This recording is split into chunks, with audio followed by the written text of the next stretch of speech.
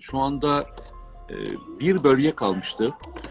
Bu kamplar bölgesi, Gara'yı hariç tutalım. Bizim sınırımıza yakın olan bölgelerde. Yani şeyden başlarsak, batı sınırından, Suriye sınırından başlarsak Haftanin, Metina, arkasından Zap, Avaşin Basyan, Hakuk ve sonra Kandil. Bunlardan kalan yalnızca Zap kalmıştı. Zap bölgesinin bir bölgesi kalmıştı. Şimdi o bölgeyi neredeyse tamamına farklı farklı alanlarına hava hücum harekatıyla bir operasyon başlatıldı. Ve bu operasyon sayesinde şu anda iyi bir noktada araziye hani ilk gece itibariyle söylüyorum birlikler indi. Tabii şu ana kadarki olan bölümde maalesef 2 tane şehidimiz var. Bir üsteğmenimiz de bir teğmenimiz şehit oldu. İkisi de bölgedeki bulunan mayın ve EYP'ler nedeniyle, çatışma nedeniyle değil, bu iki sebepten, yani EYP ve mayından kaynaklı iki şehidimiz var. Bölge temizlenmeye devam ediyor. Zap bölgesi temizlenirse, ki biraz büyük bir alan, öyle kolay da değil, bütün alanların girilmesi, mağaraların görülmesi, arkada kimsenin bırakılmaması, bölgede yolların açılması, üslerin kurulması bir faaliyet çünkü. Eğer bu operasyon kısa sürede bitirilebilirse ve bu söylediğim faaliyetler Mayıs ayını da başladığını da düşünürsek, Haziran, Temmuz, Ağustos'a kadar geldiğimiz süreçte yapılırsa bu sene içerisinde bir Gara görebiliriz. Evet, yani dediğim gibi tamamen şeyle ilgili tabii, bölgedeki şartların nasıl gelişeceğiyle ilgili. Çünkü çok fazlasıyla yer varsa, aranması gereken büyük yerler varsa o zaman biraz daha operasyon uzun sürebilir. Ama hep söylüyorum, Türk Silahlı Kuvvetleri'nin, Türkiye Cumhuriyeti Devleti'nin bir planı var ve bu plan saat gibi şu ana kadar işledi. 2019'dan beri, daha doğrusu 2018'den beri başlayan, 2019'da yoğunlaşan bu operasyonlar bugün itibariyle artık had safhaya doğru ulaşmış durumda. Suriye sınırındaki güvenli bölgeleri konuşurken buradaki güvenli bölgeyi konuşmuyoruz. Aslında burada da ondan çok daha büyük bir güvenli bölge oluşturulmuş durumda. Yıllardan beri konuştuğumuz, hep tartıştığımız bir konu vardı. O oluşturulmuş durumda. Eğer bu başarılırsa biz 2023 yılında PKK terör örgütünün sınırımızdaki bulunan bütün bölgeleri temizlenmiş ve Kandil'e operasyon yapılmış bir vaziyeti görebiliriz 2023 yılında. Yani 2023 yılı Cumhuriyet'in 100. yılında en azından Irak topraklarından Türkiye'ye saldıracak olan bir PKK terör örgütü tamamen temizlenmiş bir şekilde girebiliriz. Bundan daha güzel bir mükafat da herhalde Türk milletine verilemez 2023 için hediye olarak. Kandil tabii psikolojik bir hedef. Yoksa Kandil'deki terörist sayısı Gara'dan daha fazla değil, Hakuk'tan daha fazla değildi. Asıl zor olan yerler Hakuk'un temizlenmesiydi. En zorlardan bir tanesi Hakuk'tu. Yine Haftanin, Metina bölgesi en zor arazilerdi. Şu anda temizlenen Avaşin Basyan Zap terör örgütünün neredeyse militanlarının %80'inin bulunduğu yerlerdi. Kandil'in kendisiyle ilgili bir pozisyonu var. Psikolojik bir durumu var. Yoksa orada çok daha fazla terör örgütü mensubu olduğu anlamına gelmiyor. Bir sırası var bu işin. Yani matematiği var. Bu matematikle şu ana kadar ilerlendi. Başarılı da olundu. İnşallah askerlerimizin ayağına taş değmeden biz Kandil'e de girildiğini ve tamamen temizlendiğini hep beraber görürüz. Çünkü kolay bir şey değil.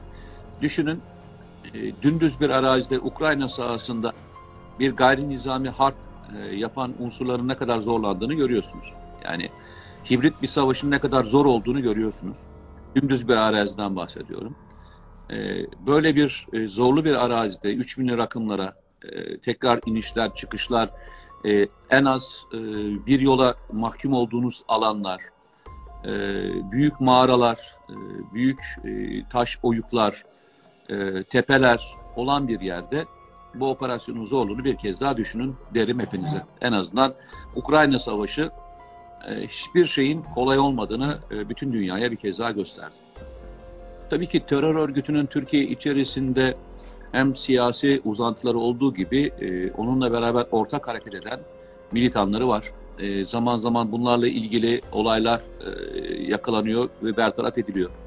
Geçen gün Sayın Süleyman Soylu'yla Nedim Şener'in de benim de olduğum TVNet'te yaptığımız programda bir soru sormuştum kendisine. Dedim ki ne kadarlık bir terör eylemi bugüne kadar önleyebildiniz? Yani büyük olaylardan bahsediyorum.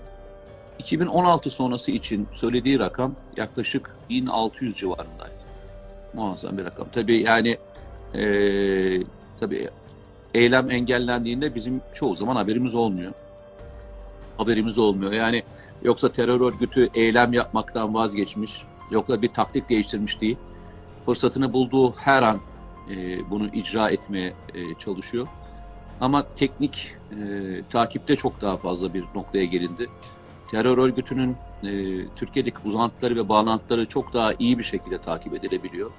Yani birçok farklı unsur kullanılmaya başlandı. Tabii şunu söyleyemezsiniz, %100 bütün örgüt mensuplarının eylem yapmadan engellenebildiğini söylemek mümkün değil. Dünya üzerinde bunu söyleyemezsiniz. Ama eylem yapamaz hale getirmek bir hedeftir.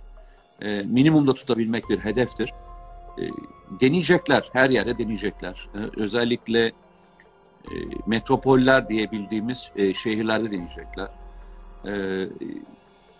15 Temmuz'dan sonra hatırlarsanız Türkiye'nin böyle sinir uçlarının olduğu yerlerde bu eylemleri yapmışlardı DAEŞ'le beraber. Nerelerdi buralar?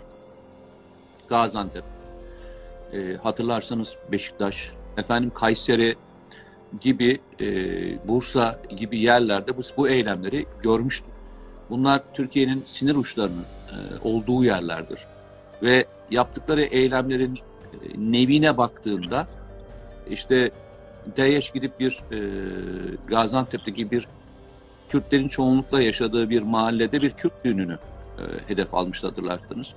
Başka bir yerde PKK gidip işte askerlerin komando birliğinin çıktığı asker servisini hedef almıştı. Yani bütün sinir uçlarına beraber istek ve arzuyla saldırmışlardı. Bunu FETÖ'yü de dahil ederek söylüyorum.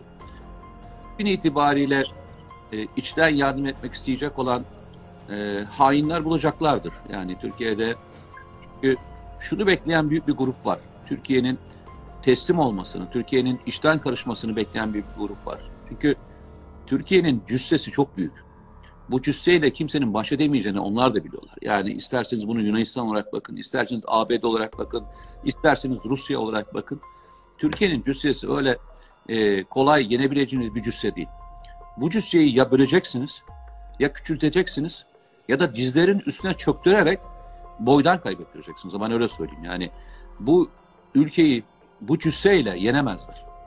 Bu nedenle de bütün mücadelesi işte geçen gün gördüğünüz sözde bir milletvekilinin söylediği ifade diyor ya hani Türkiye kendini bitirecek, kendini yiyerek bitirecek.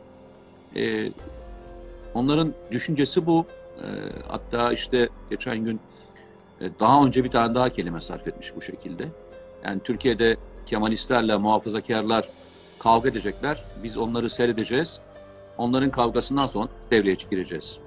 Yani bu kadar açık açık bu lafları söyleyen insanlardan bahsediyoruz. Açık açık bu lafları söylemekten çekinmeyen insanlardan maalesef bu insanlar yani Türkiye Cumhuriyeti'ni korumak üzerine, kollamak üzerine, yasalarına uymak üzere yemin etmiş olan insanlar maalesef mecliste şu anda görevdeler.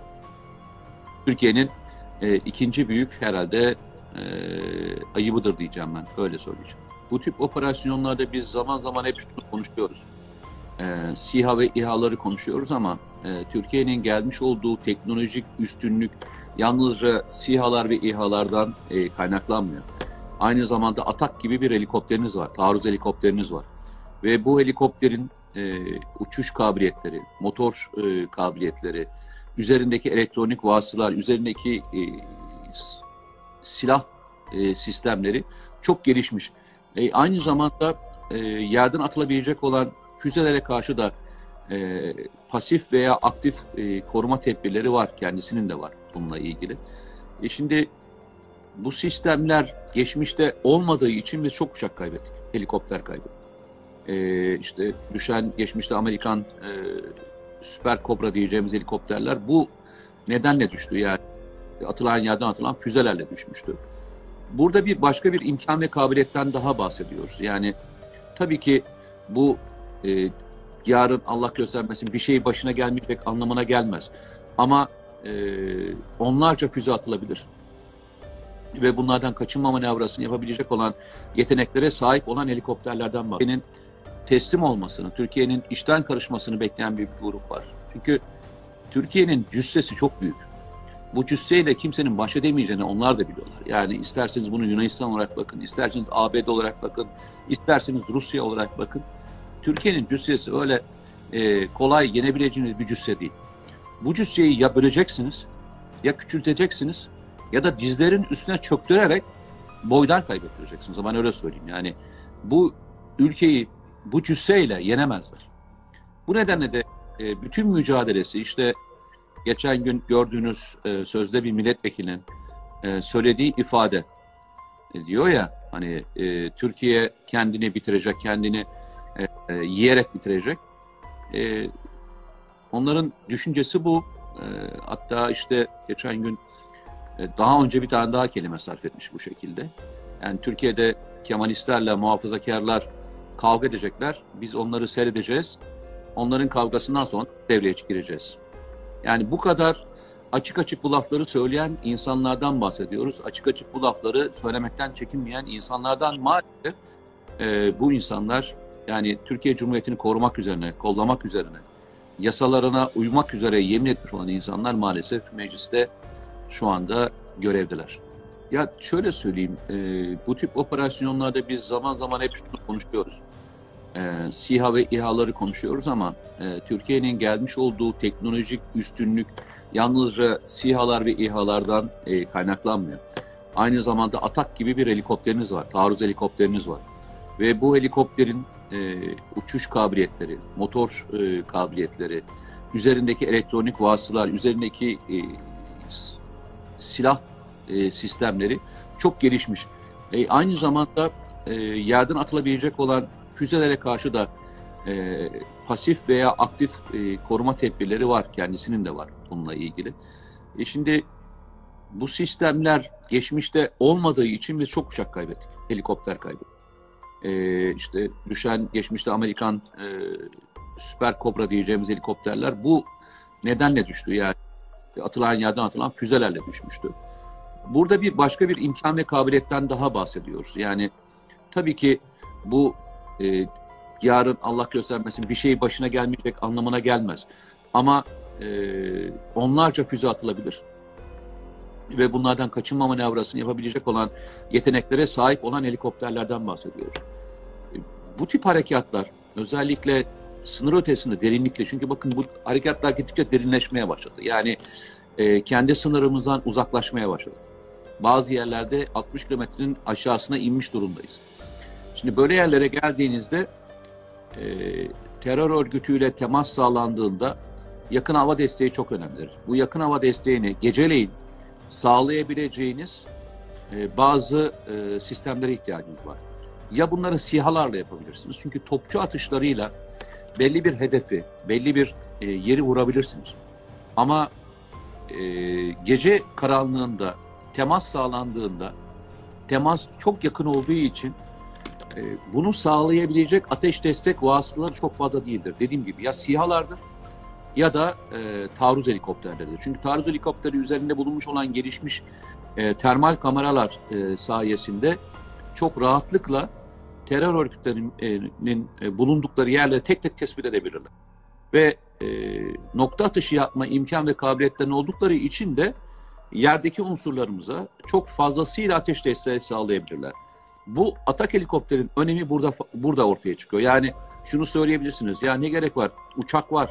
Ya işte ne gerek var? Topçu birliklerimiz var. Yok arkadaşlar. Yani her şeyi kullanamazsınız. Yani bir hava kuvvetlerinin devreye girebileceği bir yer var. Topçu birliklerin kullanabileceği yerler var. Ama atak helikopterleri bizim zamanımızda da, yani taarruz helikopterleri yakın temasa girdiğimizde bizim için çok önemli bir ateş destek vasıtası sağlıyordu. Neden? Çünkü çoğunlukla terör örgütü mensupları yükseklerde bulunuyorlar. Siz ona doğru tırmanıyorsunuz.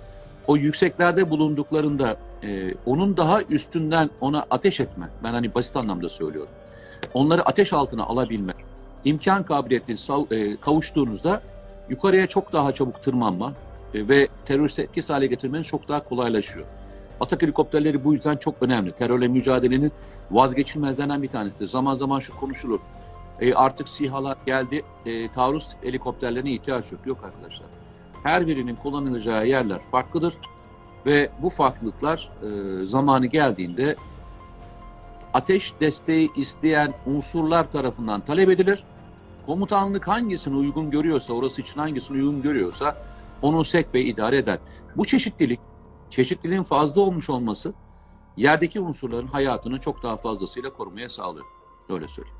Yani DİHA aslında deniz insansız hava deniz kuvvetleri için yapılmış bir sistemden bahsediyoruz. DİHA dikine havalayabilme, dikine havalandıktan sonra da hızlı bir şekilde motor sistemini değiştirerek hızlı bir şekilde intikal etme imkan ve kabiliyeti olacak. Çünkü hepiniz biliyorsunuz deniz üzerinde nasıl bir şey kaldırabilirsiniz?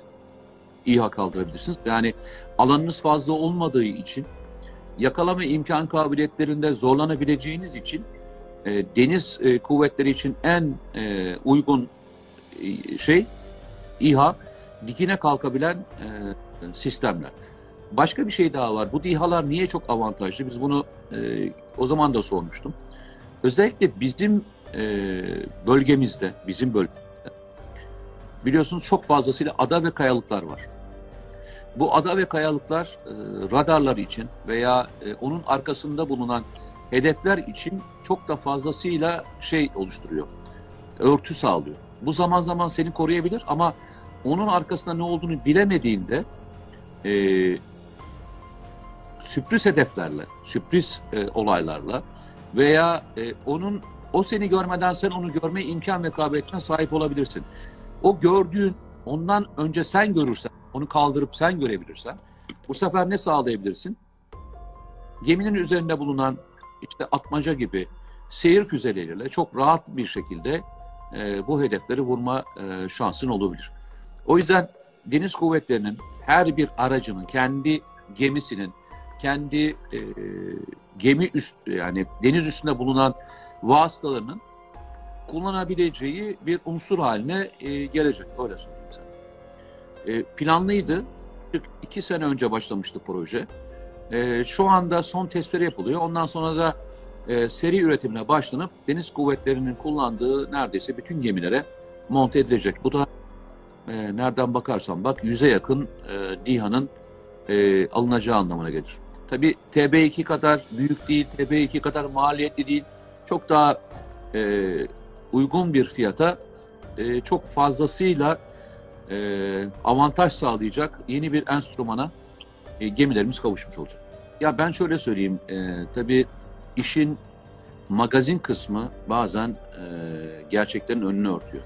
Tabii Kiev'e saldırıldığında herkes Kiev'i her gece izliyordu. Kiev'e saldıracaklar mı, Kiev'e girecekler mi merakı vardı. Bugün aslında Donbas bölgesi ve aşağıda Kırım'ın batısı diyeyim, Kırım'ın batısı, Ukrayna topraklarında yine Herson bölgesinde yaşananlar dahil olmak üzere bugün İkinci Dünya Savaşı'ndan sonraki en büyük konvansiyonel savaş yaşanıyor. Ve neredeyse Ukrayna Savaşı şu anda gündemden düşmüş durumda. İlk günlerdeki yaşanan savaştan çok daha büyük bir savaş yaşanıyor şu anda, biliyor musun? Yani Ukrayna Savaşı sakinleşmedi.